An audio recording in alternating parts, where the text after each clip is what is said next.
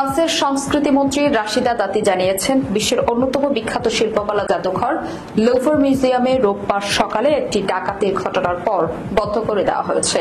মন্ত্রী এক্সে লিখেছে, জাদুঘরটি খোলার ঠিক পরেই ডাকাতির ঘটনা ঘটে। আমি বর্তমানে ঘটনাস্থলে আছি, পুলিশ তদন্ত করছে। লুভর কর্তৃপক্ষ এক বিবৃতিতে জানিয়েছে, বিশেষ কারণবশত আজকের জন্য জাদুঘরটি বন্ধ থাকবে, তবে বিস্তারিত তথ্য প্রকাশ করা হয়নি। ফরাসির বিভিন্ন সংবাদ মাধ্যম জানিয়েছে, লুট হওয়া বস্তুগুলোর মধ্যে মূল্যবান গয়নাও থাকতে পারে। প্যারিসের লুভর জাদুঘর বিশ্বের সবচেয়ে বেশি পরিদর্শিত জাদুঘরগুলোর একটি। এখানে সংরক্ষিত রয়েছে বহু ঐতিহাসিক ও বিখ্যাত শিল্পকর্ম, যার মধ্যে লিওনার্দো দ্য ভিঞ্চির মোনালিসা অন্যতম।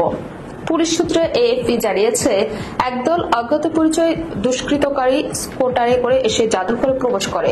ঘটনাস্থলে পুলিশ তদন্ত শুরু করেছে এবং সংস্কৃতি মন্ত্রী রাশিদা দাতি নিজেও জাদুঘরে উপস্থিত আছেন।